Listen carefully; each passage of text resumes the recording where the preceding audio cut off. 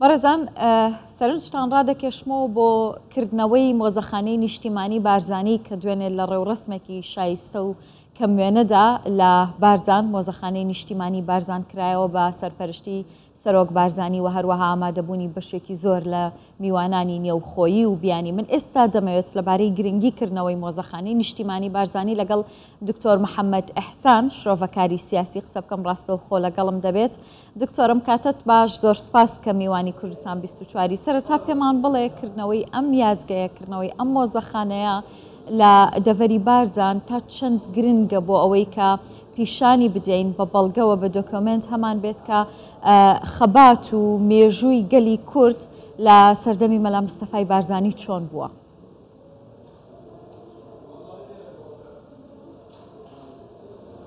بێشەکی زۆر زۆر سپاس. بەڕاستی کردنەوەی مۆزەخانەیەکی لەو ئەستەوە بەم کاتەوە شتێکی زۆر زۆر گرنگە لە کوردستان و ناوچەکە. ئێمە لە ناوچەیەکە ژین خەڵک تاریخی لە بیرەکە. ئێمە لە ناوچەیەکە ژین خەڵک تاریخ بە معتەیاتی خۆی ئەنووسێ. ئێمە ناوچەیەکە ژین ئەگەر یەکێک چوو هیچ شتێکی لە دوای ئەوە نەماوە.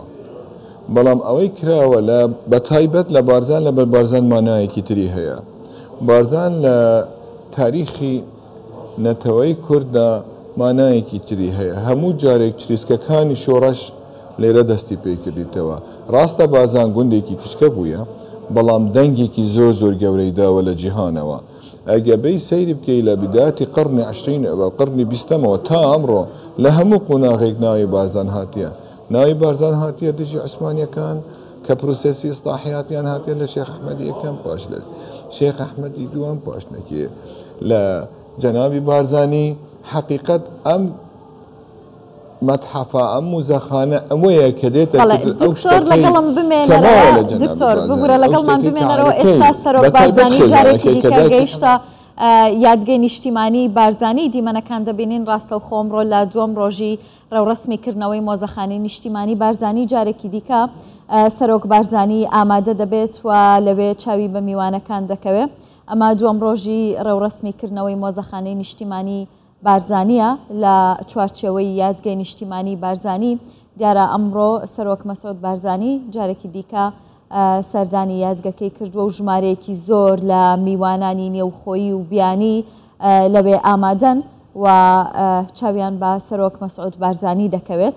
ئەمە دووەم ڕۆژی ڕێوڕسمیکردنەوەی مۆزەخانەی نیشتیمانی بارزانیە کە تێیدا کەلوپەل و پێداویستیە تایبەتیەکانی مەلا مستەفای بارزانی نەمر لە مۆزەخانەکە نمایش دەکرێن، نمایش کراون و هەروەها مۆزەخانەکە بەشێک لە مێژوو خەباتی بارزان دەگێڕێتەوە لە شۆڕشەیەک بە دوای یەکەکانی گەلی کورد لە شۆڕشی ئەیلول و هەروەها لە خەبات و مێژووی کورد باز دەکات. لە نێو مۆزەخانەکەدا کتێبخانەیەکی ئەلەکترۆنی هەیە بۆ ئەوەی کە نووسەران و مێژوونووسان سوود لەو مێژووە وەربگرن لەو بەڵگانەی کا لە بەردەستان. بەڵێ دکتۆر جارێکی دیکە دەگەڕێمەوەلات باست لە مێژووی بارزان کرد. دەمەوێت لێت بپرسم کە وەک خۆشت وتت ئێمە لە شوێنێکین کە زۆر زوو شتەکان لەبیر دەکرێن. ئەم مۆزەخانەیە چەند دەتوانێت کار بکات لەسەرەوەی کەنەوەی ئێستا و داهاتوش ئاشنا بکات بەو مێژووە پڕشکە و خەباتەی کە کراوە لە ڕابردوودا؟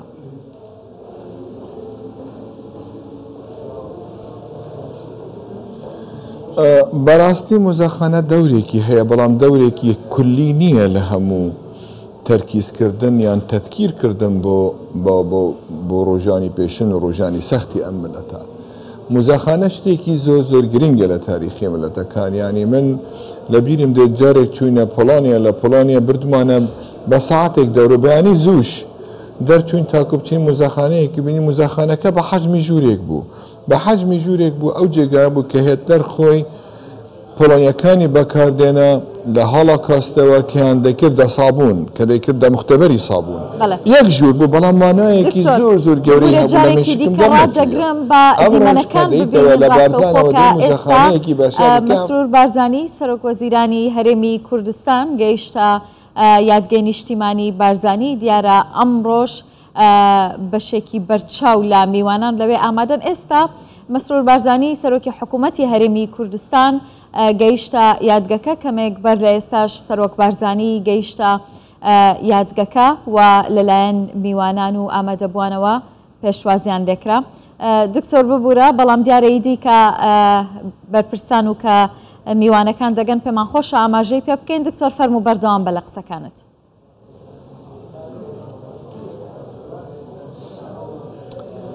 ئەمە لە تاریخی ملەتی کورد زۆر گرنگە. ئێمە لە ملەتێکین کە تاریخێکی مەکتوبمان زۆر نییە، شتەکانمان هەموو جارێ جێگای ئەوە نەبوویتە.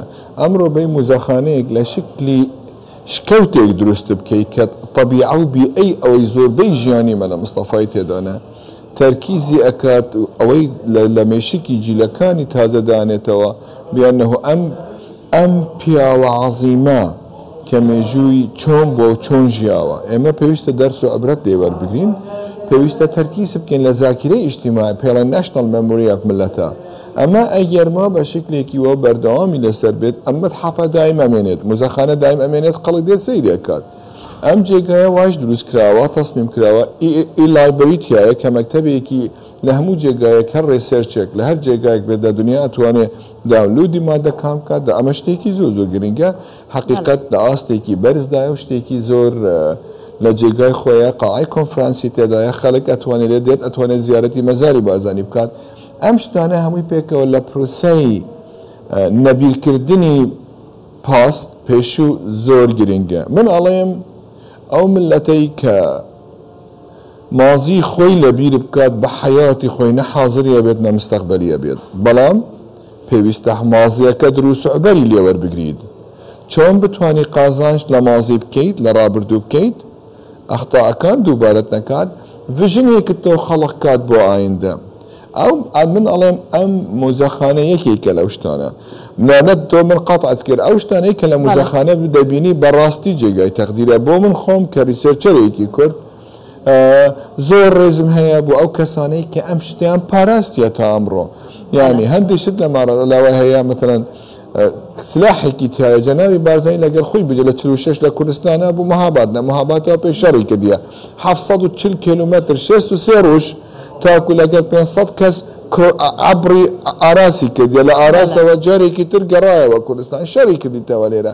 ئەم سیلەحە ماوە تا ئەمڕۆ. ئەمە جێگای فەخرە. ئەمەش هەمووی پێکەوە من ئەڵێم ئەگەڕێتە بۆ شریکەکەی لە ژیانی کە هەرژینی بوویە، حەقیقەت ژنێکی میهرەبان و ئەوە بوویتە توانیتەوە و ڤژنێکی هەبوو لە دوور نییە لە ئێمە هەمووان پتر کە بوو بۆ ئایندە چڕ و ئەدات و دەیزانی بیانەهۆ ئەم پیاوە عەزیمە سەنگێکی هەیە لە تاریخی ئەم ملەتە. ئەمە قایدێکی گەورەی ئەم ملەتەیە. پێویستە ڕۆژێک ئەمە ملکی من بەتەنیا نییە، ملکی خۆی بەتەنیا نییە، هەچی شتێکی هەیە، هەچی شتێکی ڕوویداوە لە ژیانی ملکی هەموو کوردستانیەکە، نەک تەنها ملکی حزبێکی سیاسیە، ملکی هەموو کوردستانیەکە.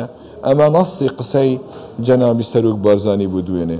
حەقیقەت و ئەمڕۆژ بۆ ئاگاداری تۆ ئەمڕۆ 1500 میوان لێرەیە، دوێنێ تقریبان 700 کەس لێرە بوو. ئەمڕۆ 1500 میوانی جیاجیا لەیە بە هەموو مکەوناتەوە.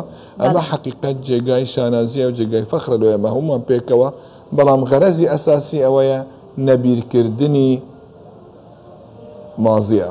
بەڵێ دکتۆر، ینی تۆ دوو ڕۆژە لەوەی دەمەوێت بپرسم کە میوانەکان کاتێک مۆزەخانەکەیان دەبینی، کاتێکە و کەلوپەلانەیان دەبینی کە بارزانی نەمر بەکاری هێناوەک خۆت ئاماژەت بە چەکەکەی کردووە جلو بەرگەکانی و ئەو کتێبخانەی کە هەیە، ینی میوانەکان بۆ چوونیان چی بوو؟ ئەوان چیان دەوت لەو بارەیەوە؟ بەڕاستی من ئەوانەی کە لەگەڵ من یان تاملیان دەکرد، من مەسئولی بەشێکی ئەکادمیەکان بووم. ئەوانەی کە پرۆفیسۆرن مامۆستای زانکۆن لە زانکۆکانی جیا هاتووم لێ، من تقریبا شەرحەکە لەگەڵیان داوتەوت قسەم دەکرد.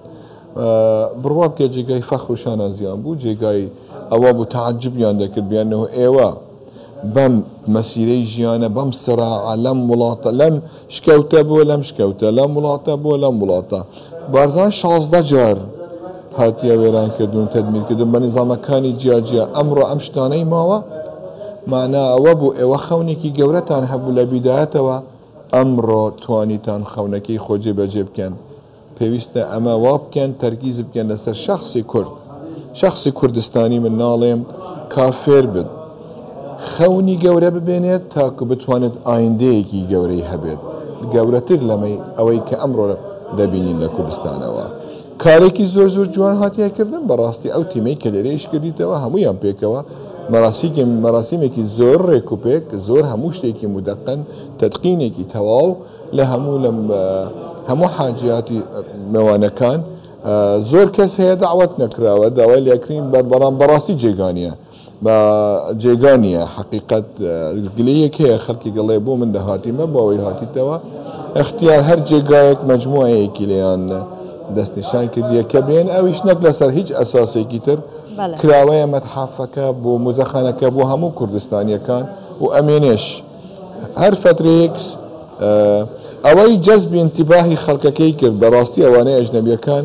بوونی قەلەم یعنی بوونی قەلەم زۆر زۆر بوو هەر مەرحەلەیەک بارزانی قەلەمەکانی خۆی دانا بۆ قەلەمەکانی پارکەری ئەو زەمانە بەڕاستی تۆ قایدێکی 24 ساعت شەڕ بکات زۆر تەرکیز لەسەر قەلەمە بکات ئەمە مانایەکی زۆری گرنگتیایە خەڵک وا هەزری دەیکرد بیان و ئەم کابرایە تەنها شەڕ و تفەنگی بەدەستیە بەڵام بە هەموو جارێک قەلەمەکەی و هەموو خشتەکانی خەت دەستیش دێتە عرضکردن هەموو مەخطوطاتەکانی دێتە عرضکردن لە مارەزەکە لە مەتحەفەکە ئەمە ڕاستی جێگای ئەعجابی زۆربەی ئەجنەبیەکان و دیبلۆماتەکان بوون ئەوانەی لە دەرەوە هاتوون. بەڵێ کەواتە دکتۆر تەنیا خوێندنەوەی مێژوو بەس نییە بۆ ئەوەی کە جارێ تەنیا دەمەوێت لەسەر ئاستی ناوخۆ باسی ئەم مۆزەخانەیە بکەم بۆ ئەوەی کە تاکی کورد تێبگات کە چۆن شۆڕش کراوە چۆن خەبات کراوە لە ڕابردوودا چۆن گەیشتوینەتە ئەو ئاستەی کە ئێستا خاوەنی هەرێمی کوردستان خاوەنی قوارەیەکی سەربەخۆی خۆمان بین کەواتە گرنگە کە هەر کەسێک هەر تاکێک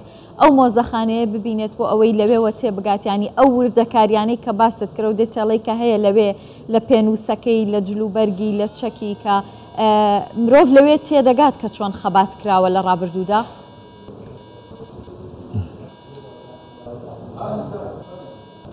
بێشەک ئەوش لە پرۆگرامداوە بیانەوە ئێمە لەمە دووەوە زۆربەی قوتابیەکانی کوردستان لە هەموو قۆناغەکانی بیدایەتەوە بێن زەیری ئەو مەتحەفە بکەن تاکو بزانن ئەمە چۆن بووە چ بووە مانای چییە بۆ شکەوتێکمان دروست کردیە لەوێ بۆ ئەم کەلوپەلەمان لەوێ دانەوە بۆ ئەو مەراحلی تەتەووری نێزاڵ چۆن بووە چۆن کاریان کردیتەوە یعنی تۆ سەیری کەی مەلا مستەفا بە عەمرەکەی لە 1970 تاکو 1970 5 عاقد قیادەی شۆڕەشێکت کردیە ڕاستی مەلا مستەفا جەنابی بارزانی تەکمیلەی شێخ ئەحمەدی بووە ئەمە چۆن توانیانە یان بیت سەیری کەی شخصێک بە عەمری لە 37 ساڵ ئورثێکی وای هەبێ بەقەدەر شێخ ئەحمەدی بارزانی ئەمە شتێکی جێگای فەخر و شانازیە پێویستە خەڵکی خۆمان تاکی ئەم وڵاتە بتوانێت سقەیەکی لەلای پێوا بێت بیان و ئەم وڵاتە شخصیاتی عجایبی تیا بووە شخصیاتی بەڕاستی بەتوانێت تیا بووە شخصیاتی بە خەونی گەورە و بە فکر و چ شتی ئیسلاحی تیا بووە زۆربەی شتەکان کە بینن لە مۆزەخانە باسی تەعایشی سولمیەکات تەعایش لەم وڵاتە چۆن بوویتە مسلمان و فڵڵا و جوولەکە و یەزیدی و کاکەی هەمویان پێکەوە چۆن ژیاون لەو سەردەمە بارزان چۆن توانیە بتەوە حەیەکی تەواو لەو کاتەدا تا ئەمڕۆ خەڵکێکی ئەوەی لە زوڵم و زووری ڕای کردیە لە وڵاتەکانی دەور و بەرمان یان و لە حکومەتەکانی بەغا کە هاتیتە لە وڵاتە ژیاوە لەبەر حڕیەتی تێدا بوو هەوایەکی پاکی تێدا بوو ڕێزگرتن لە مافی مرۆڤی تیادا بوو ئەمە جێگای فەخرە پێویستە ئێمە ئەم قیامانە تەرکیزکەین لە مناڵەکانی خۆی و ئایندەدا. زۆر سپاس دکتۆر محەممەد ئەحسان شرۆڤەکاری سیاسی ڕاستەوخۆ لە مۆزەخانەی نیشتیمانی بارزانیەوە لەگەڵم بوویت.